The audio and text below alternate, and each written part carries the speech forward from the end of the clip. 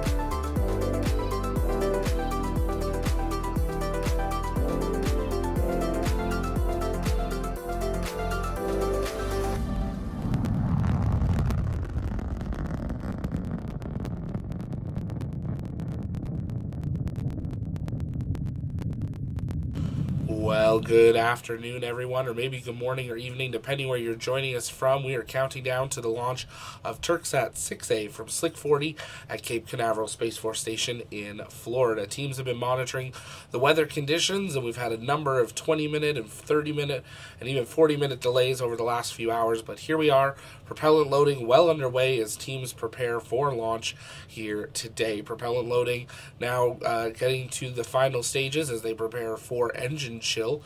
We are waiting for SpaceX to begin their live coverage, and the moment that they do that, we'll patch them in to listen in to mission control for the final minutes of the count. They did say they were going live at the 15-minute mark, but as we are at the 14-minute mark, they haven't done so yet, so we'll wait to see what updates we get from them and hopefully that live view as we continue to monitor those weather conditions. People tuning in from all over the world. We got Denise in California, Princess is in Canada, John's in his living room, great to see you. We got south of Hollywood in Orange County, Windbreakers in Arkansas, we got Arthur in Maine, Sydney is in Maryland, we got Ginger in Lakewood, Washington, Mike's in Columbus, and Java is watching from Asia. Let us know in the chat where you're watching from. While you do so, take a moment, engage that like button, share out the stream, invite people to join us as we continue to count down to launch here this evening. Today's Falcon 9 booster is Falcon 9 booster 1076, going for its 15th flight after previously supporting CRS-26, OneWeb 16, Intelsat IS-40E, 03B mPOWER, Ovzon 3, Eutelsat 36D, and 8 previous Starlink missions. The support ship, drone ship, just read the instructions, is stationed downrange in the Atlantic Ocean, ready to help recover today's booster after its flight here today. We've been watching those weather conditions closely over the last few hours as we are into the beautiful summer season down on the Space Coast, where things like to get spicy every afternoon. But SpaceX is continuing on their timeline and looking like they will be going for a launch attempt here in the next few minutes. We do have that live feed now, so we are going to patch that in. And once they begin commentary, we will listen in to mission control as well.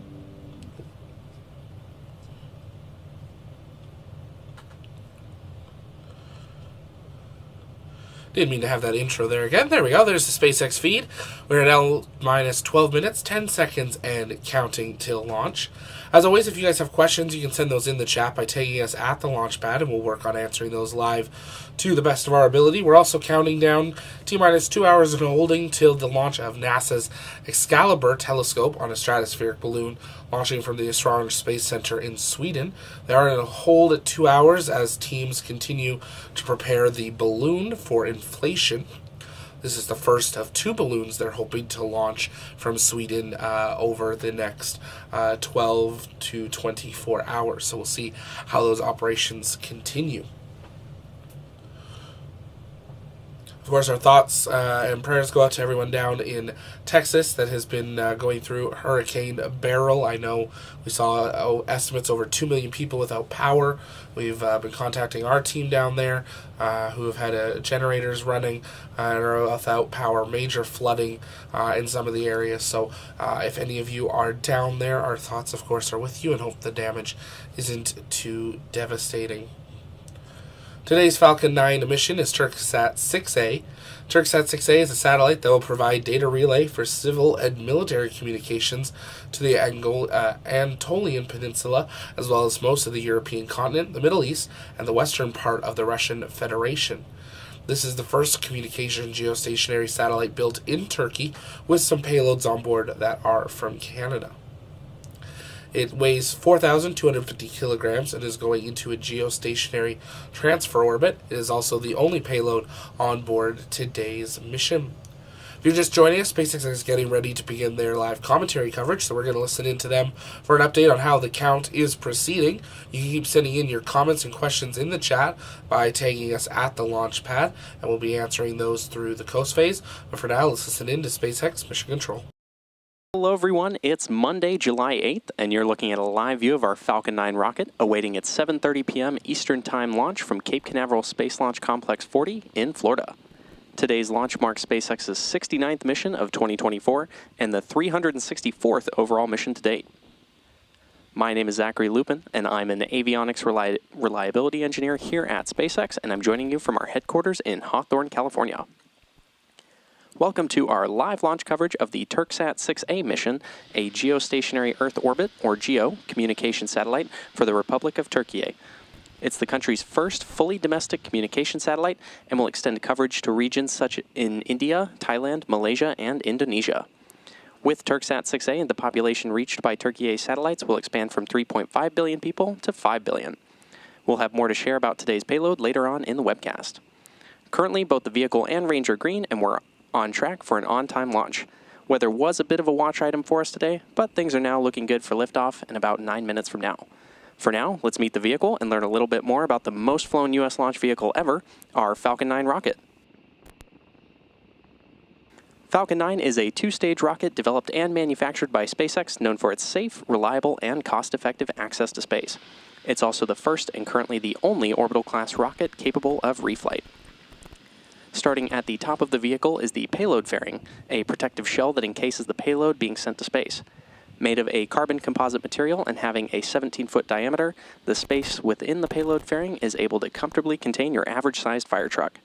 Now, that fairing made up of two halves will separate and jettison away from the vehicle, exposing the payload once Falcon 9 reaches space. And today's payload, currently encapsulated within those payload fairings, is the TURKSAT 6A communication satellite. Continuing down the vehicle, we have the second stage. The second stage is powered by a single Merlin vacuum engine, or MVAC engine, which is optimized to perform in the vacuum of space. After stage separation, the MVAC will ignite and carry the payload to its final orbit. The Falcon 9's first and second stages are connected via the black inner stage, which houses the MVAC engine and the system that decouples the two stages during stage separation. And below that is the first stage, which is powered by 9 Merlin engines. These 9 Merlin engines provide the initial thrust to lift Falcon 9 off the ground through the lower, thicker part of the atmosphere. There are 8 engines arranged around one center engine and are collectively held in place by a structure called the octaweb. Each of these Merlin 1D engines delivers about 190,000 pounds of thrust at sea level, which gives Falcon 9 a combined 1.7 million pounds of thrust. After stage separation, Stage 1, also called the booster, will return to Earth for recovery and reuse on a future mission using a combination of the Merlin sea-level engines and the 4 titanium grid fins located near the top of the booster, which will guide it during its re-entry and landing. The Falcon 9 first stage is also equipped with 4 landing legs that will deploy just before landing to allow for vertical touchdown on a drone ship or a landing pad. For today's mission, we'll be attempting to land this booster on our drone ship Just Read the Instructions, which is currently stationed in the Atlantic Ocean. And this mission will mark this booster's 15th launch and landing. Both the weather and vehicle continue to look good for today's launch out of Florida. Now, to learn more about today's TURKSAT 6A payload on the pad, let's take a look at this video about the satellite and its mission.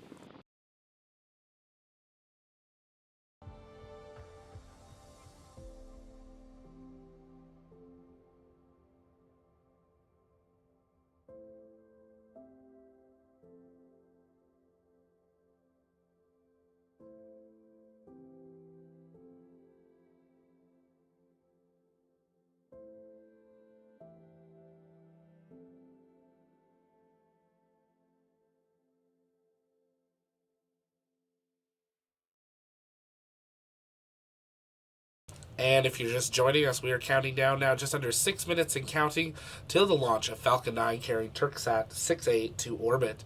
We are now well into engine chill, and the next major milestone will be strong back retract. That's when the truss structure beside the vehicle will retract away just a couple of degrees in preparation for launch.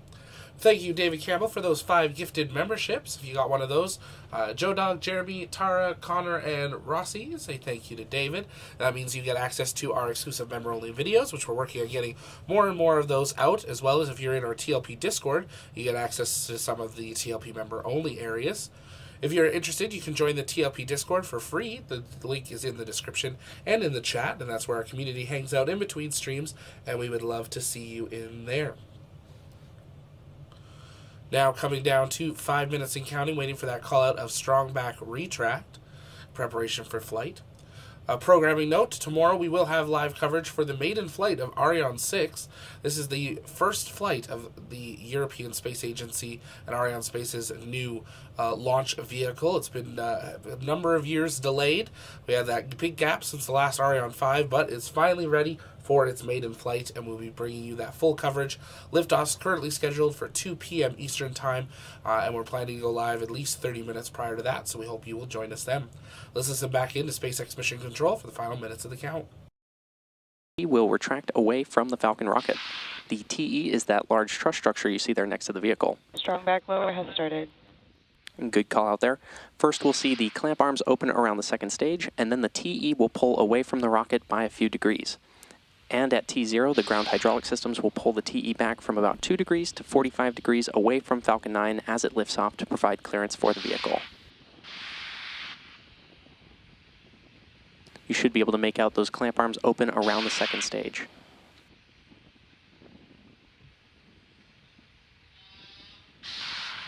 Now, the first stage is connected to a launch mount at the base of the TE, but the TE is hinged and will retract away from the vehicle in preparation for launch. The TE, or strongback, is designed to transport, raise, and support Falcon 9 at the launch pad.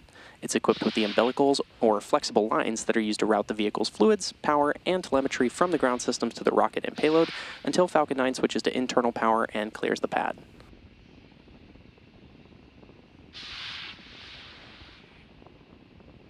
At this point in the countdown, both the first and second stages are nearly fully loaded with 1 million pounds of rocket-grade kerosene fuel and liquid oxygen. Both the first stage and second stage should finish propellant loading about a minute apart from each other, with the first stage finishing up at the T-3 minute mark just a few moments from now, and the second stage finishing up at around the T-2 minute mark.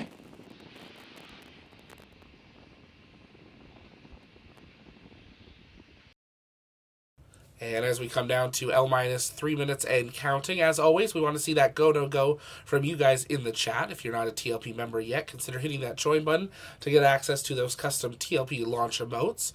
And you can use those on any of our live streams, including our 24/7 Starbase camera, ISS 24/7. We are tracking Hurricane Beryl, and we have more 24/7 cameras coming to you later this year. So definitely consider hitting that join button for more behind-the-scenes coverage and exclusive videos as well. So let's see that go, no go in the chat. Make sure you also hit the subscribe button so you never miss another live launch coverage. And share out the stream the last 2 minutes, 20 seconds. Invite people to join us. It's been a long countdown, but we are finally in those final minutes of the count. Let's listen in to SpaceX Mission Control. Say payload continues to be healthy, and the Falcon 9 team is tracking no issues on the rocket. The range is green. Now, as I mentioned earlier, weather was a bit of a watch item for us today, but things are now looking good for an on-time liftoff in 2 minutes. If for some reason we have to call a hold on today's launch, we have a backup opportunity scheduled for tomorrow at the same time. But for now, as I said, all systems continue to be go for launch. And with that, we're proceeding into the last few minutes of terminal Stage count. 2 LOX load complete. And good call out there that Stage 2 LOX loading is complete. Falcon 9 is now fully loaded with 1 million pounds of rocket-grade kerosene fuel and liquid oxygen.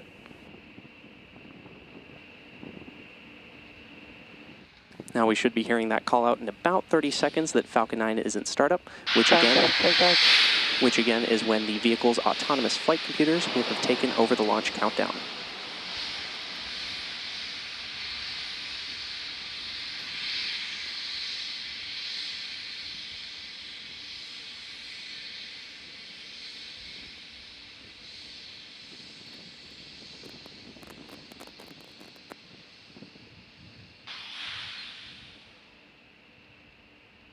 Falcon 9 is in startup. And there's that call out that Falcon 9 is in startup. We're now waiting for the final go from the launch director for today's mission.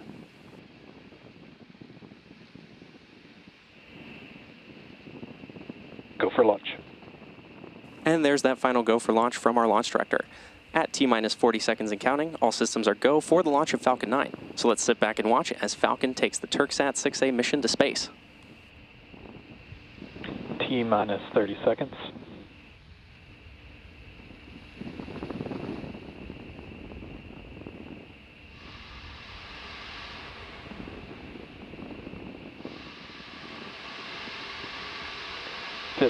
Seconds.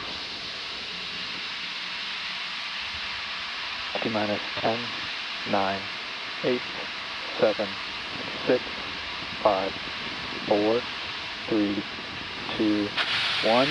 Ignition and liftoff. Go SpaceX, go Türksat.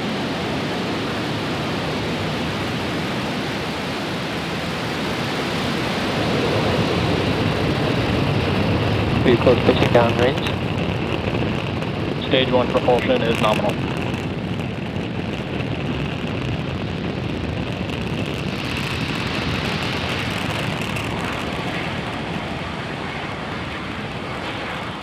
At T plus 30 seconds and counting, Falcon 9 has successfully lifted off from Slick 40 carrying the Türksat 6A satellite.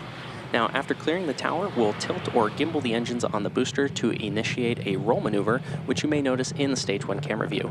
This enables the vehicle's antennas to stay in the best position for communicating with the ground. And in just a few seconds, we'll be throttling down the engines in preparation for max Q, or maximum aerodynamic pressure. We should hear that call out in about 15 seconds from now. Vehicle is supersonic.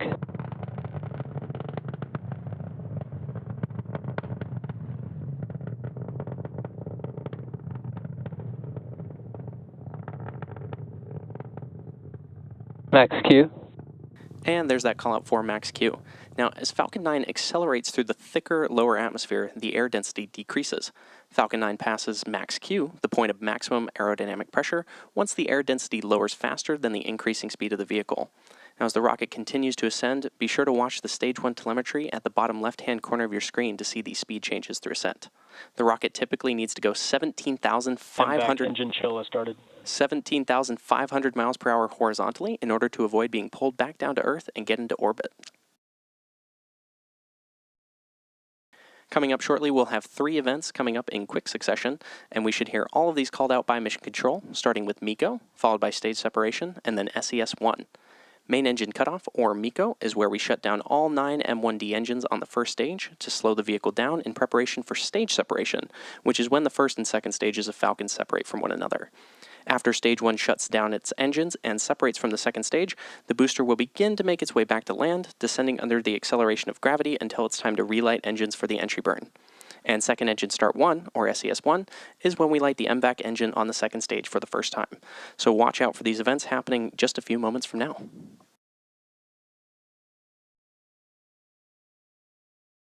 Main engine cutoff. Stage separation confirmed.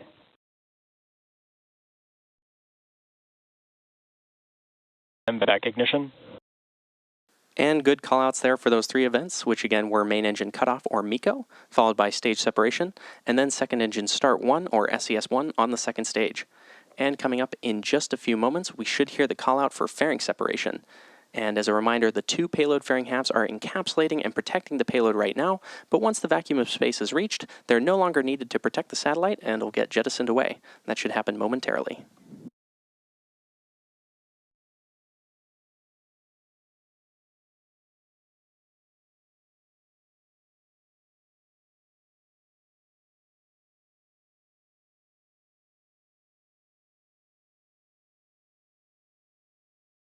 Fairing separation confirmed. And there you heard that call out for fairing separation. We'll be attempting to retrieve both of these fairing halves once they fall back to Earth with our recovery vessel Bob currently stationed in the Atlantic Ocean. It's currently T plus 3 minutes and 50 seconds into today's mission. Now our next major milestone will be the first stage's entry burn, which will take place around the T plus 6 minute 16 second mark. Now to start the entry burn, we'll relight 3 of the M1D engines, which is similar to pumping the brakes to slow down the vehicle as it passes back into the Earth's atmosphere. The entry burn helps reduce the heat generated from the friction of the atmosphere and reduces the aerodynamic forces acting on Falcon, which helps maintain controlled flight and prepare for the landing burn. Now, during the entry burn, Falcon 9 is decelerating by firing its Merlin engines, but it's still moving extremely quickly, and this causes the vehicle to fly through Merlin's exhaust gases, or plume, which deposits a layer of soot on the vehicle's surface. And that soot comes from the carbon-based fuel that Falcon 9 uses, and with each flight, the soot builds up a little more on the outside of the vehicle.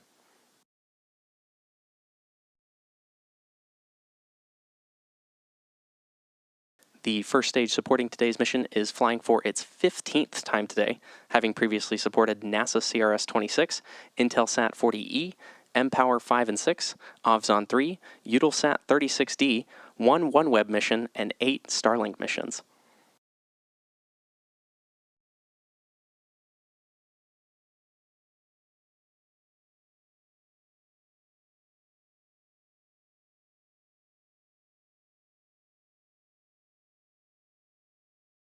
Now, as a reminder, on the left-hand side of your screen are views from our Falcon 9 booster, the first stage, and on the right side is the MVAC engine on the second stage.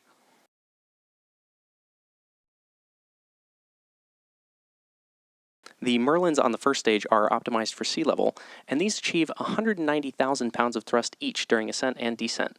At liftoff, Falcon 9's first stage has thrust greater than 5 747 airplanes at full power.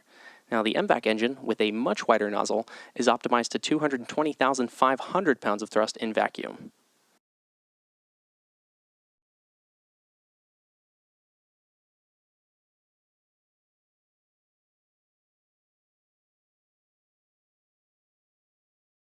Coming up in just about 10 seconds from now, we should hear the startup of the entry burn on the Falcon 9 first stage.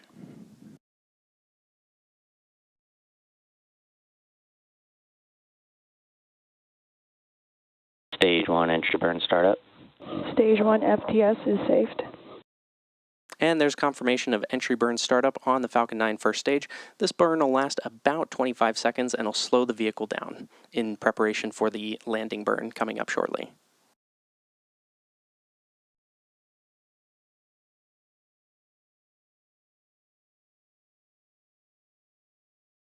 Stage 1 entry burn shutdown. And there's confirmation of Stage 1 entry burn shutdown. Now, coming up in just over a minute from now will be second engine cutoff, or SECO 1, on the second stage, along with the landing burn of the Falcon 9 first stage. The landing burn is the final burn of the Falcon 9 booster, and it's used to reduce the remaining speed of the vehicle in order to allow for a soft touchdown on the landing pad or drone ship. And as a reminder, we're attempting to land this booster on our drone ship Just Read the Instructions, which is currently stationed in the Atlantic Ocean.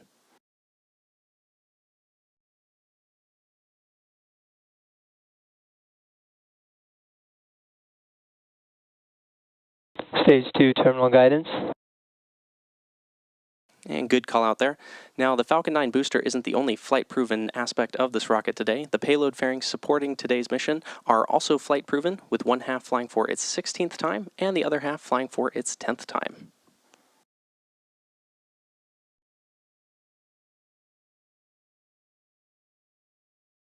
Stage 1 transonic.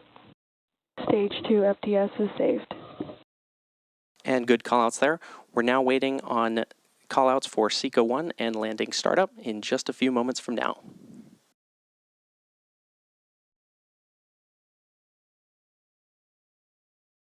MVAC shutdown.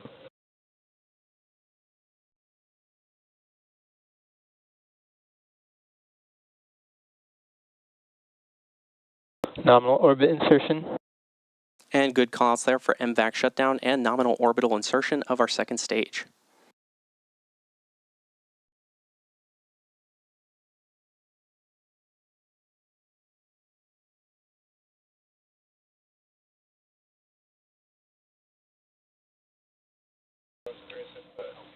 Stage 1 landing confirmed. And there's that call out for our Stage 1 landing. As a reminder, this was the 15th launch and landing for this first stage, and this landing marks SpaceX's 328th recovery of an orbital class rocket, including both first stage landings for both Falcon 9 and Falcon Heavy.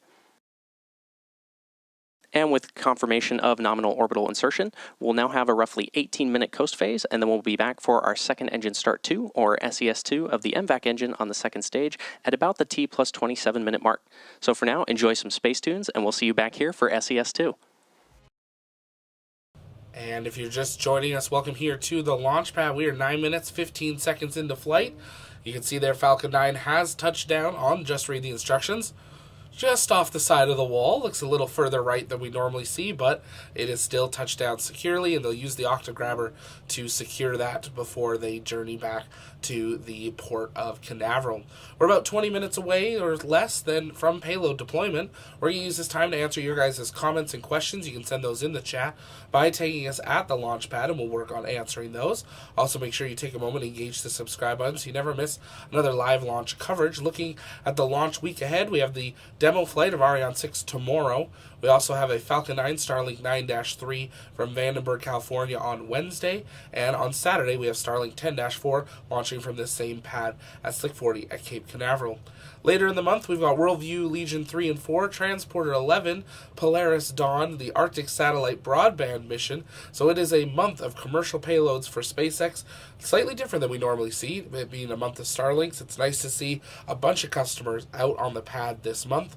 We also have the USS F-51 mission launching on Atlas V, a couple Electron missions, and possibly ABL Space's second flight test of their RS-1 launch vehicle on standby for this month as well. So lots ahead. Make sure you engage that subscribe button so you never miss another live launch coverage. You can keep sending in your comments and questions in the chat, and we'll work on answering those live. Mildraken says no octograbber. So the octograbber comes out after it lands, and then they secure it where it is. They don't put it out because it'll land in different spots each time. So they will have the octograbber there to secure it over the next few hours before they set off, coming back to the port. Pubo, why do the boosters not burn up or have plasma build up on them? Because they do that entry burns. That entry burns slows them down enough that they don't have that plasma build up there. They do have some heating, but that entry burn is what takes in the most amount of that plasma as they come in. They're also coming in a lot slower than a lot of other vehicles as well, so that also helps with that scenario there. Unlike Starship that we see coming in basically at orbital velocity, Falcon 9 has already slowed down quite a bit when it coming in at about a quarter of the speed prior to even doing that entry burn. So the Hollywood says, thanks, Zach and crew. See y'all next time. Thanks for being here. Appreciate it.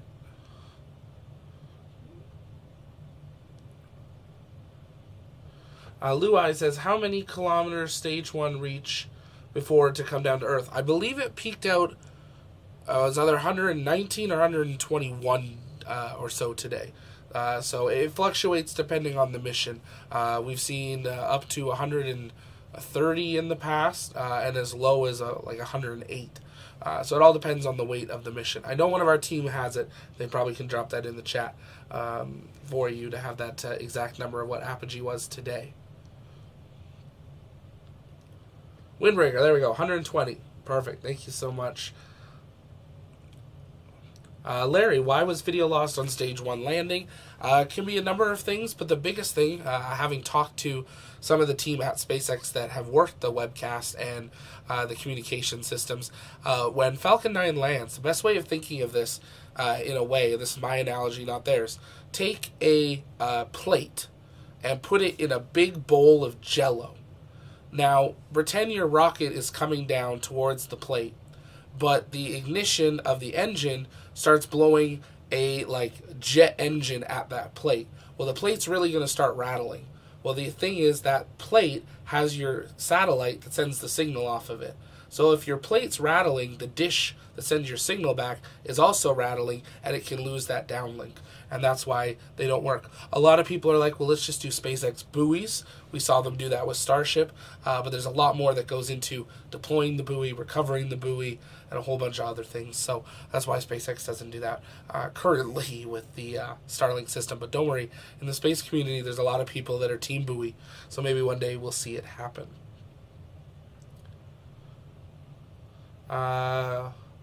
Cobra Sail, I hope I said that right. Will you guys set up a 24/7 camera on Neutron's launch site?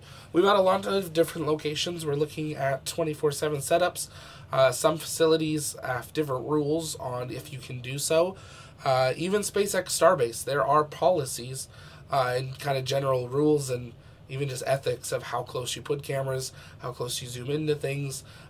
You don't want to zoom into the point that you're showing people's faces necessarily, because these are engineers working, they're not reality stars. So there's a lot of rules on that. You're also putting cameras on private property aimed at other private property. So there's questions on what's allowed, and you have to navigate ITAR restrictions as well. An ITAR violation can land you up to 7 or 10 years in jail and $1 million per violation as an individual or a company. So we're walking that line very closely, watching it, making sure that we don't do anything. But we will, of course, cover Neutron launches live. We have our team out that are stationed for Wallops launches, and they're excited to see Wallops start to fly more often.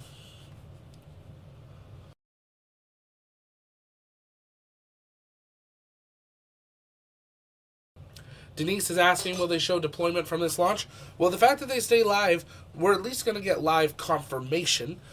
Depending where they are in orbit, we might not have a visual downlink, so we'll have to wait and see what happens with that.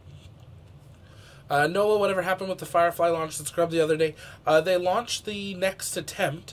Unfortunately, we were not able to broadcast that as Firefly has decided to partner with another channel, and that is restricted. That channel does not allow rebroadcasts, so unfortunately, we're not able to bring you coverage of that. But looked like a great flight. They had deployment of their payloads, and exciting to see another launch provider out. And we hope that launch provider starts to release feeds for all media to use.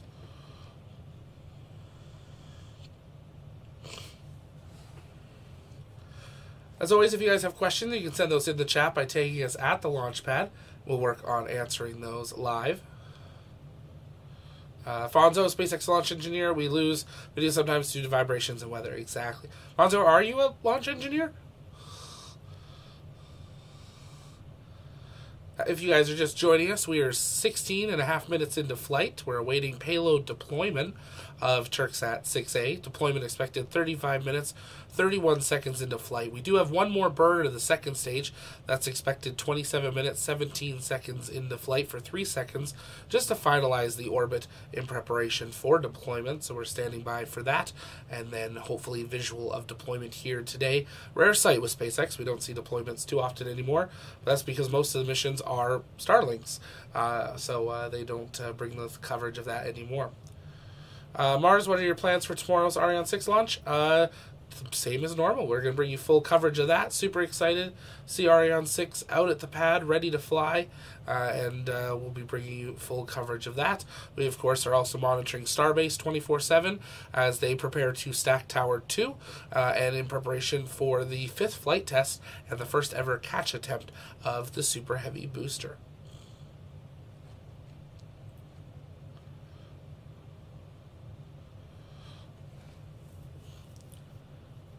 You guys can keep sending in your comments and questions in the chat and stand by as we wait for that second stage. Fonzo, yes I am. Just took a new position 3 months ago. Formerly I was a test engineer at Gregor. Oh, that's awesome. Well, thanks so much for watching. Appreciate it, and thanks for all that you do. Hopefully see you out in the field someday.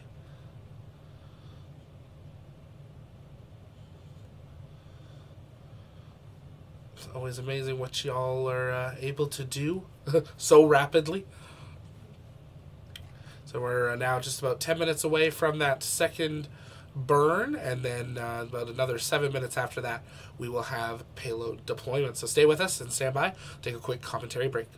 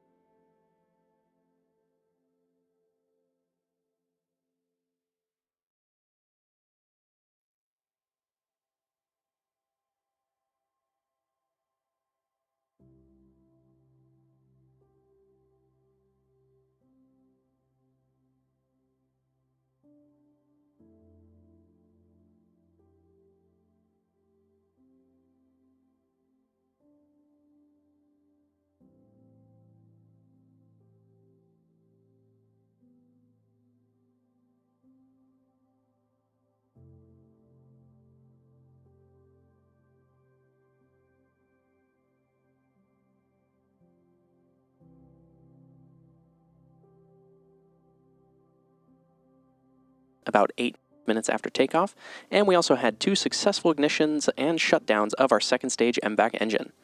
Now, as a reminder, TURKSAT 6A is a geostationary Earth orbit, or GEO, communication satellite for the Republic of Turkey. Here's one more quick look at the payload ahead of deployment.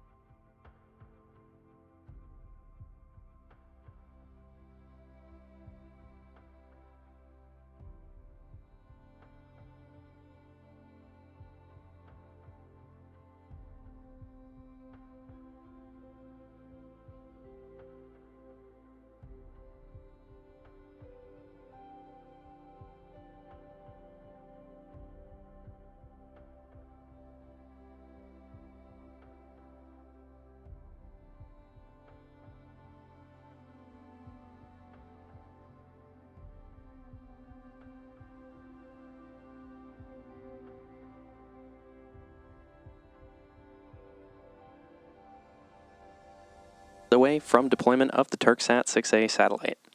Now, TURKSAT 6A is the country's first fully domestic communication satellite and will extend coverage to regions such as India, Thailand, Malaysia, and Indonesia. And with this satellite, the population reached by Turkey satellites will expand from 3.5 billion people to 5 billion. We should be hearing call out for payload deployment in just about 15 seconds from now.